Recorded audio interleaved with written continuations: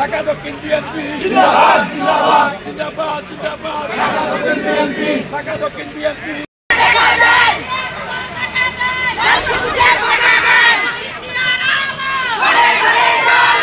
আমি তো এরা কিন্তু ঠিকমতো দিতে পারতো ধাওয়া এই সমস্ত হতে পারতো। আজকে সুন্দরভাবে আমরা বুদ্ধিজীবী মজার এখানে আসছি, সুন্দরভাবে আমরা শ্রদ্ধা নিবেদন করতেছি। এটা জাতির জন্য একটি পাওয়ার। এবং অতীতে আমরা দেখছি আওয়ামী লীগ তারা তাদের দুঃশাসনকে ঠিক রাখার জন্য বিরোধী দল যাতে ঠিক মতো কিছু করতে না পারে, এই জন্য এখানে আমরা দেখছি ধাওয়াধাওয়ি করে বিরোধী দলকে তারা ঠিক মতো তারা এখানে শ্রদ্ধা নিবেদন করতে দেয়। বুদ্ধিজীবী এরা আমার সারা জীবন থাকবে আর চিন্তা চেতনা স্বপ্ন মনন সব কিছু থাকবে। তবে আমরা বছরে একটা সুনির্দিষ্ট একটা যে দিন যে 14ই ডিসেম্বর এখানে আমরা আসি তাদেরকে শ্রদ্ধা নিবেদন করার জন্য। দেশের জন্য যারা জীবন দিয়ে গেছে তাদের সব কিছু কেন্দ্র করে বুদ্ধিজীবীদের তাদের সব কিছুকে পাঠ্যপুস্তকে সবভাবে নিয়ে আসা উচিত। এই প্রজন্মগুলো অনেক সময় ভুলে গিয়েছে, হাসিনা সরকার তারা ভুলে দিয়েছে এরা কী অবস্থায় এটা জানেন। আমি মনে করি এই বুদ্ধিজীবী মুক্তিযোদ্ধাদের নিয়ে সব কিছুকে ঠিক মতো সঠিকভাবে নিয়ে আসা উচিত। 1971 সালের 14ই ডিসেম্বর আমাদের জাতি মেধাবী সন্তানদেরকে মেধাশূন্য করার জন্য পরিকল্পনা করে পাক হানাদার বাহিনী আমাদের এই দেশকে মেধাশূন্য করার জন্য পরিকল্পিতভাবে এই 14ই ডিসেম্বর সংগঠিত করেছিল। আজ আমরা স্বাধীনতার প্রায় 54 বছর, কিন্তু আমরা সেই দিনটাকে সঠিকভাবে হয়তো মূল্যায়ন করতে পারিনি, কিন্তু আমরা তবুও জাতীয়তাবাদী আদর্শে বিশ্বাসী হয়ে আমরা এখনও পর্যন্ত শহীদ এই যারা আমাদের জন্য এই দেশের জন্য আত্মত্যাগ করে গেছেন তাদের প্রতি আমরা বিনম্র শ্রদ্ধাঞ্জলি জ্ঞাপন করছি এবং সারা জীবন আমরা তাদেরকে শ্রদ্ধা ভরে স্মরণ করব। জিসাস কেন্দ্র কমিটির পক্ষ থেকে আমরা সকলেই মিলিত হয়ে সেই জন্য আজ শহীদ বুদ্ধিজীবী দিবস উপলক্ষে জাতীয় এই বুদ্ধিজীবী মাজারে উপস্থিত হয়েছি। অবশ্যই, কারণ তারা জাতির শ্রেষ্ঠ সন্তান, তাদের জন্যই আমরা স্বাধীনতা অর্জন করতে পেরেছি। আজ আমরা প্রতিনিয়তই তাদেরকে স্মরণ করার কথা, কারণ তাদের আত্মত্যাগের বিনিময়ে আমরা এই বাংলাদেশ পেয়েছিলাম। তবে একটি বিশেষ দিন উপলক্ষে আমরা তাদেরকে বিশেষভাবে স্মরণ করি। তাছাড়া আমরা সারা জীবন প্রতিটি মুহূর্ত প্রতিটি ক্ষণই আমরা তাদেরকে শ্রদ্ধা করে স্মরণ করে যাচ্ছি এবং আগামীতে যাব ইনশাল্লাহ। গত 18টি বছর ফ্যাসিস্ট হাসিনা সরকারের আমলে আমরা ঠিকমতো ওনাদেরকে স্মরণ করতে পারিনি, কিন্তু আমরা জাতীয়তাবাদী আদর্শে বিশ্বাসী প্রতিটি কর্মী আমরা কিন্তু এই বাজারে এসেছি এবং ওনাদেরকে শ্রদ্ধা ভরে স্মরণ করার চেষ্টা করেছি। গত 53 বছরই এদেশের মানুষ তাদেরকে শ্রদ্ধা ভরে স্মরণ করেছে এবং আগামীতে অবশ্যই আরও বেশি স্মরণ করবে।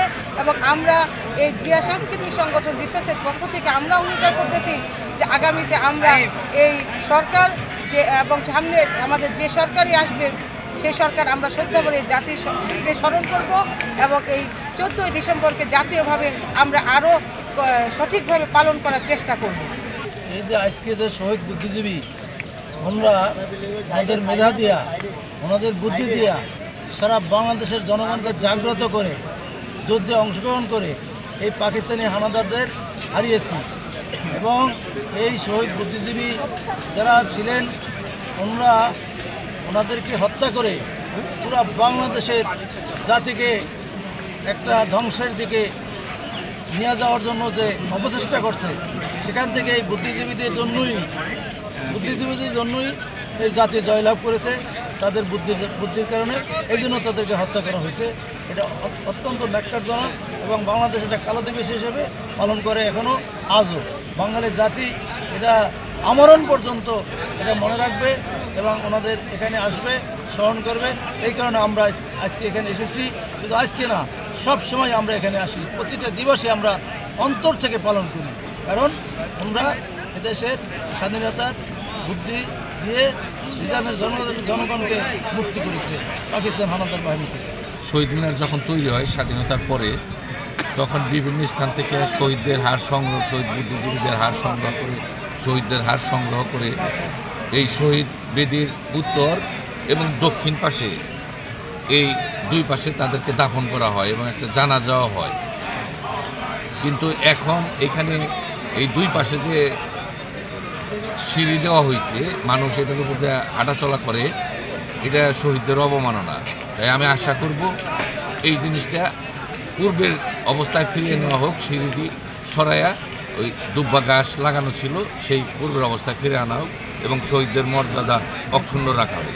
বাংলাদেশের ইতিহাসে আমার মনে হয় না 16 বছর যাবৎ কখনোই কেউ এভাবে এসে এখানে এভাবে নির্বিঘ্নে সবার ভিতরে যে একটা ভয় ছিল, অন্য যে রাজনৈতিক দলগুলো তাদের একটা ভয় ছিল, হয়রানি ছিল, সেই হয়রানি থেকে তারা মুক্ত হয়েছে এবং তাদের একটা যে সুন্দর একটা পরিবেশ সৃষ্টি হয়েছে, এটাকে অবশ্যই সাধুবাদ জানাই।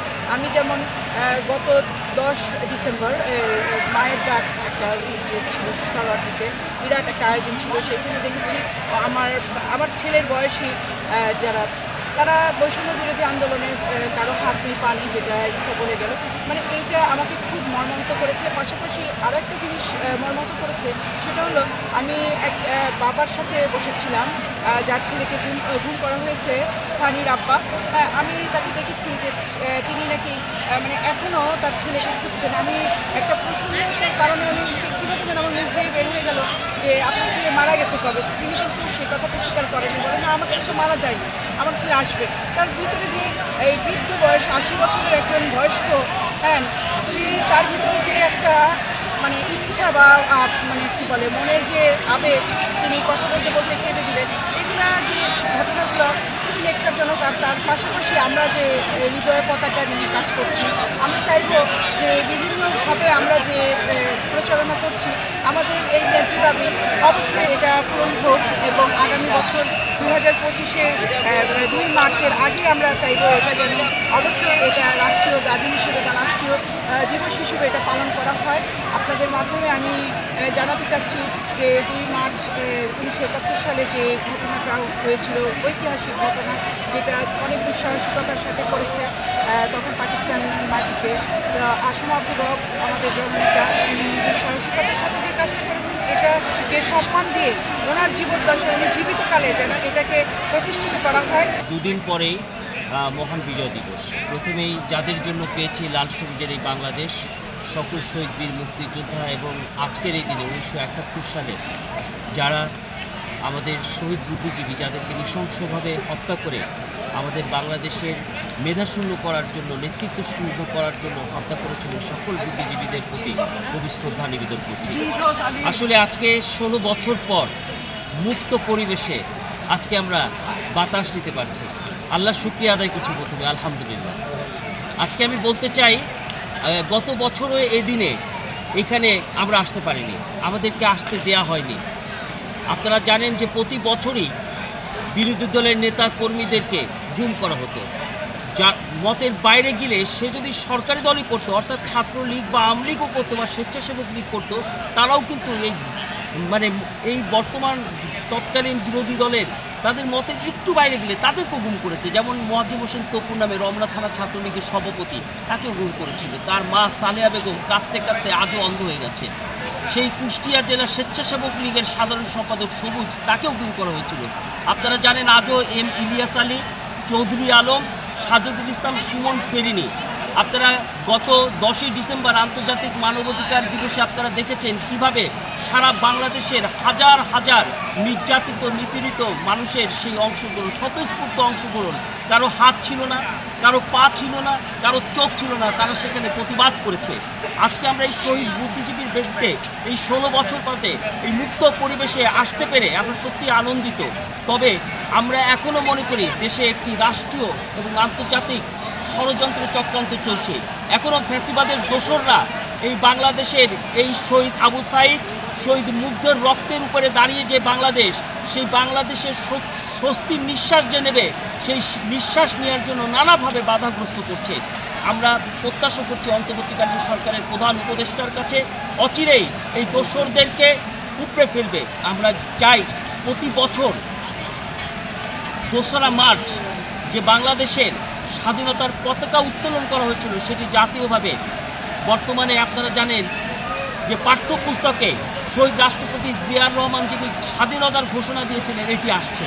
তা আমি বলতে চাই শহীদ রাষ্ট্রপতি জিয়াউর রহমানের স্বাধীনতার ঘোষণাকে আমরা সাধুবাদ জানাচ্ছি, কিন্তু স্বাধীনতা ঘোষণার আগে 1971 সালের 2রা মার্চ পতাকা উত্তোলন এটিও একটি জাতীয় দিবস এবং এটি ইতিহাসের পাতায় পাঠ্যপুস্তকে লেখা হোক, আজকে আমরা এই দাবি করছি।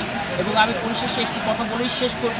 আজকে এই শহীদ বুদ্ধিজীবীর বেদিতে আমরা যেন শহীদ আবু সাইদ শহীদ মুক্তির রক্তের সাথে কেউ বেইমানি না করি, আমরা কখনো কোনো এই ফ্যাসিবাদের দোসরদের সাথে কোনোভাবে আপোষ না করি। এই হোক আজকের আমাদের চেষ্টা।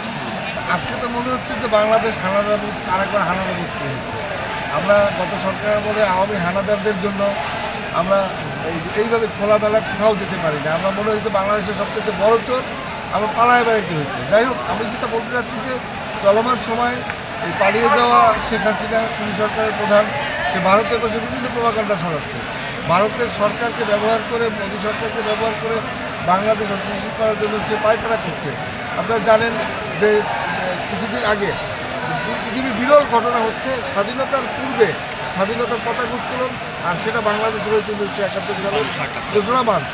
তারা কিছুদিন আগে আমাদের অ্যাম্বাসিডারের অফিসে গিয়ে আমাদের বাংলাদেশের পতাকা, এই ভারতীয় উগ্রবাদীরা আমাদের পতাকা ছেড়েছে। আমরা তীব্র নিন্দা এবং প্রতিবাদ জানাই, এবং ভারতীয়রা বুঝেছে যে পৃথিবীর বিরল ঘটনা এই জাতি সৃষ্টি করেছে স্বাধীনতার আগে পতাকা উত্তোলনের মধ্যে দিয়ে, তাই তারা আমাদের পতাকা আঘাত হানতে চায়। আমরা এই অবস্থাতে চলমান বর্তমান সরকারের কাছে অনুরোধ করব, মহান মুক্তিযুদ্ধের সূচনা হয়েছিল 1971 সালের 2রা মার্চ। এই স্বাধীনতার পতাকা উত্তোলনের মধ্য দিয়ে এই দিবসটিকে রাষ্ট্রীয়ভাবে স্বীকৃতি দিয়ে আমি আমার সাধারণ সম্পাদক ঈশার সাথে একমত, পাঠ্যপুস্তকে লিপিবদ্ধ করা এবং রাষ্ট্রীয় মর্যাদায় দিবসটিকে পালনের দাবি জানাচ্ছি। এবং যদি এই সরকার এই দিবসটিকে পালনের জন্য ঘড়িমসি করে, আমরা এর জন্য আন্দোলন সংগ্রাম করে তুলি। আমাদের আগস্ট 24 ছাত্র জনতার যে অভ্যুত্থান, এই অভ্যুত্থানের পরিপ্রেক্ষিতে এই দিবসটিরও একটি আলাদা তাৎপর্য আমাদের কাছে এখন প্রতিভাত হয়েছে। যে শিক্ষা এই দিবস আমাদেরকে দিচ্ছে যে জাতির সূর্য সন্তানরা তাদের সর্বোচ্চ আত্মত্যাগ করে বুঝিয়ে দিয়ে গেছেন আমাদেরকে স্বাধীনতা এবং সার্বভৌমত্বের কী মূল্য হতে পারে, এবং যুগে যুগে এই ঘটনা আমাদেরকে অনুপ্রাণিত করবে। তারই ধারাবাহিকতায় ছাত্র জনতার অভ্যুত্থানেও যে আত্মত্যাগকারীরা তারাও এই ধারাবাহিকতাকে অক্ষুণ্ণ রেখেছেন। জাতির প্রয়োজনে ছাত্র জনতা যে কোনো সময় উঠে দাঁড়াবে, এবং সেটাই হোক আমাদের সবার প্রার্থনা। আমরা আল্লাহর কাছে দয়া মনোবাক্যে প্রার্থনা করি, দোয়া করি যেন আমাদের এই সূর্য সন্তানরা যারা আত্মত্যাগ করে গেছেন তাদের আত্মার আমরা মাতৃরাত কামনা করি, তারা ভালো থাকে।